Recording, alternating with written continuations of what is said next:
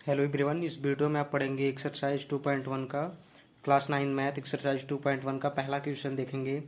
Which of the following expression are polynomials in one variable and which are not, state reason for your answer. इसमें आपको बताना है इसमें कौन सा पॉलिनोमियल में वन वेरिएबल है और किस में नहीं है, और अपने रीजन यानी आंसर का रीजन भी बताना है। तो इसका पहला क्वेश्चन देखेंगे। फर्स्ट इसका दिया है 4x² - 3x + 7।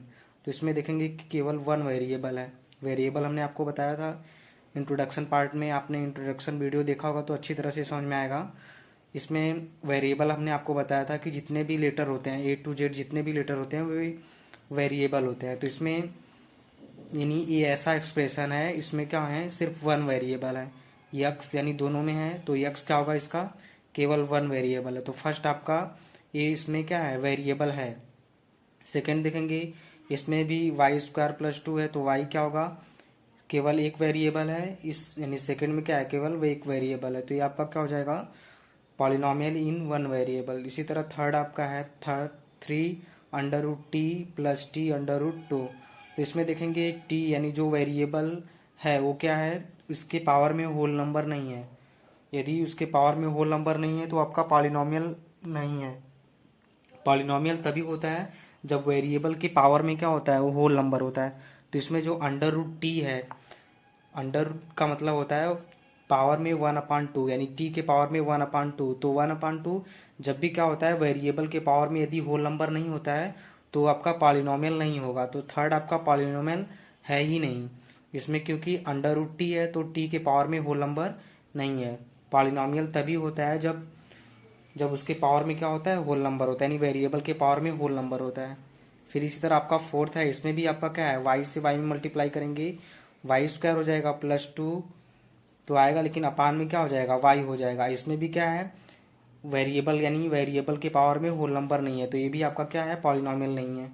फिर इसका फिफ्थ देखेंगे, इसमें दिया है x⁻10, यानी एक वेरिएबल आपका ये हो गया, y आपका वेरिएबल हो गया और t भी वेरिएबल हो गया।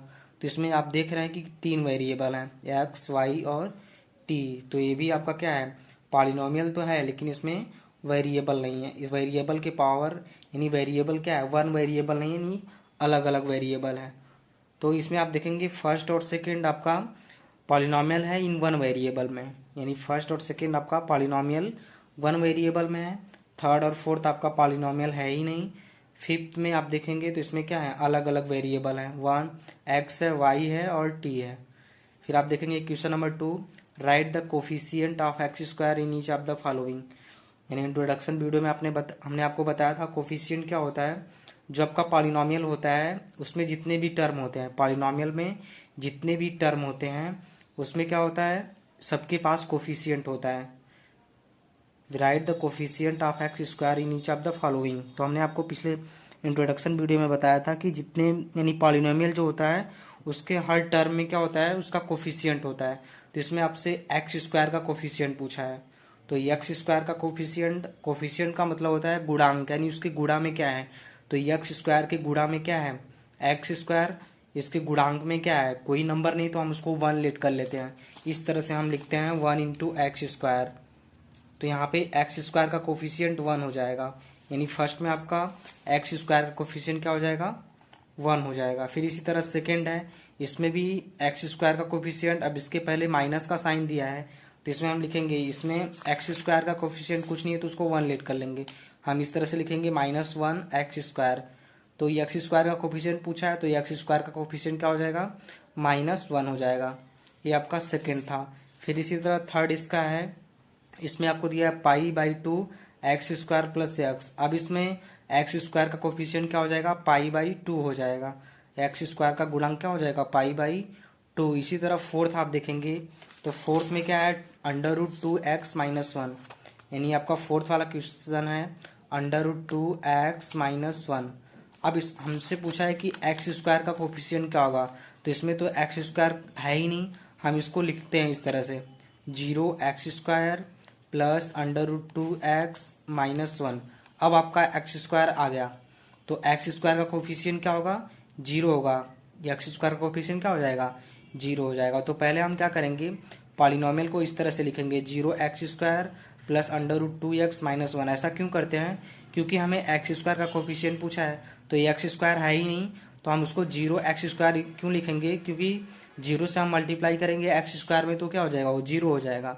इसीलिए हम इसको क्या करेंगे? जीरो एक्स स्क्वायर लिखेंगे, तो हम एक्स स्क्वायर का कोफिशिएंट आसानी से फाइंड कर सकते हैं, यानी एक्स स्क्वायर का कोफिशिएंट क्या हो जाएगा? जीरो। फिर आपका क्वेश्चन नंबर 3 है, give one example each of binomial of degree 35 end of monomial of degree 100। Binomial का मतलब होता है जिसमें दो टर्म होते हैं। बाइनोमियल का मीनिंग यही होता है, क्लास 8 में आपने पढ़ा है बाइनोमियल, ट्राइनोमियल, मोनोमियल। तो मोनोमियल वे पॉलिनोमियल होते हैं जिसमें केवल एक टर्म होता है।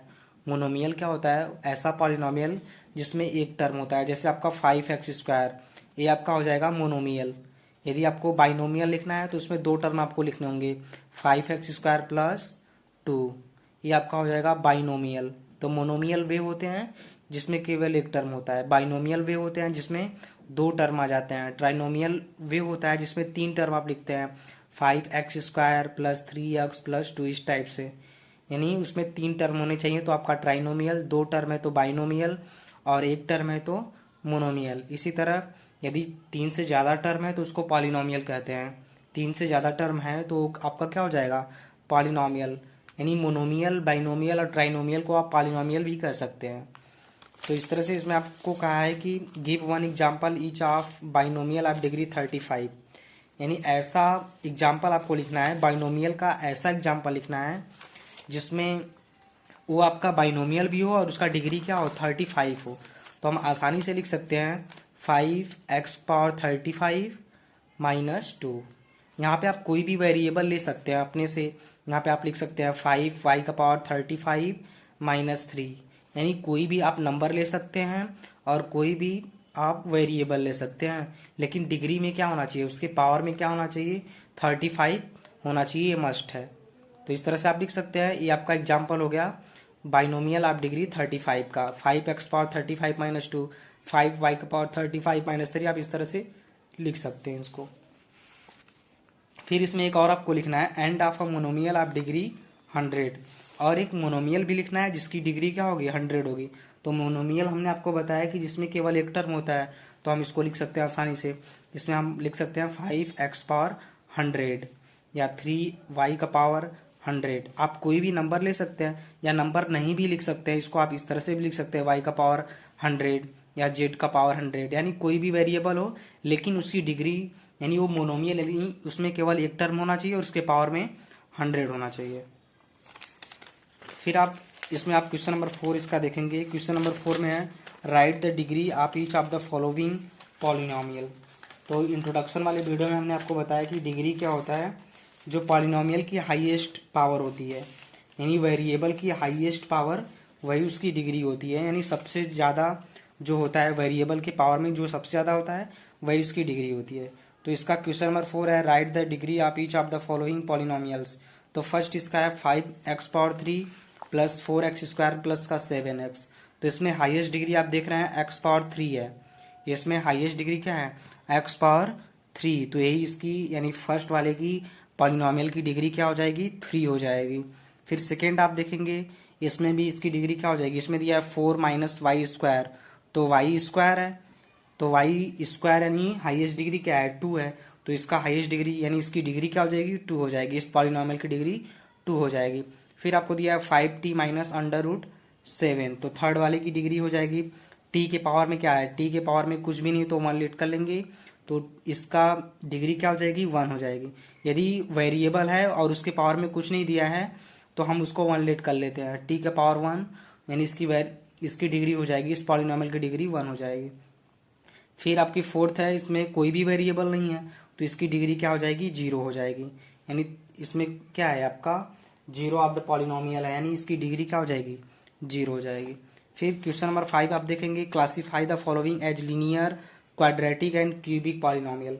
अब हमने आपको पिछले वीडियो में बताया था, इंट्रोडक्शन वीडियो में, लीनियर पॉलिनोमियल क्या होता है, क्वाड्रेटिक पॉलिनोमियल क्या होता है और क्यूबिक पॉलिनोमियल क्या होता है। तो लीनियर पॉलिनोमियल वे पॉलिनोमियल होते हैं जिसमें उसके वेरिएबल के पावर में क्या होता है? 1 होता है। यदि वेरिएबल के पावर में 1 है तो आपका लीनियर हो जाएगा। यदि वेरिएबल के पावर में हमने आपको वेरिएबल भी बताया है A to Z। जैसे आप लेट कर लेंगे कि वेरिएबल हमारा x है, तो यदि x के पावर में सिर्फ 1 है तो आपका लीनियर पॉलिनोमियल, यदि वेरिएबल के पावर में 2 है या x के पावर 2 है तो आपका क्वाड्रेटिक पॉलिनोमियल, यदि x के पावर में 3 है तो आपका क्यूबिक पॉलिनोमियल। जैसे आप देखेंगे इसमें फर्स्ट इसका है x² प्लस x, तो इसमें आप देखेंगे वेरिएबल की पावर में क्या है 2 है तो ये आपका क्वाड्रेटिक हो जाएगा। वेरिएबल के पावर में 2 है तो क्या हो जाएगा वो क्वाड्रेटिक, यानी फर्स्ट आपका क्वाड्रेटिक हो गया। सेकंड आपका इसमें आप देख रहे हैं 3 है, इसमें आप देख रहे हैं वेरिएबल के पावर में 3 है तो आपका क्या हो जाएगा वो क्यूबिक हो जाएगा, क्यूबिक पॉलिनोमियल इसको लिखेंगे। फिर आपका थर्ड है y प्लस y² प्लस 4, तो y² है यानी y के पावर में 2 है तो क्वाड्रेटिक।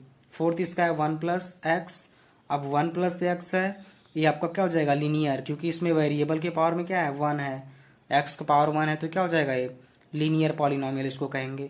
3t है, इसमें भी वेरिएबल के पावर में 1 है यानी कुछ भी नहीं रहता है तो उसको हम क्या कर लेते हैं 1 लेट कर लेते हैं, तो t का पावर 1 यानी वेरिएबल का पावर 1 तो ये आपका लीनियर पॉलिनोमियल। फिर r² है तो ये आपका क्वाड्रेटिक, यानी पावर में वेरिएबल के पावर में 2 है तो क्वाड्रेटिक। फिर आपका 7x³ है तो x पावर क्यूब है तो ये आपका क्या हो जाएगा क्यूबिक पॉलिनोमियल, यानी वेरिएबल के पावर में क्या है 3 है तो आपका क्यूबिक पॉलिनोमियल हो जाएगा। इस तरह से आपको एक्सरसाइज 2.1 समझ में आ गया होगा।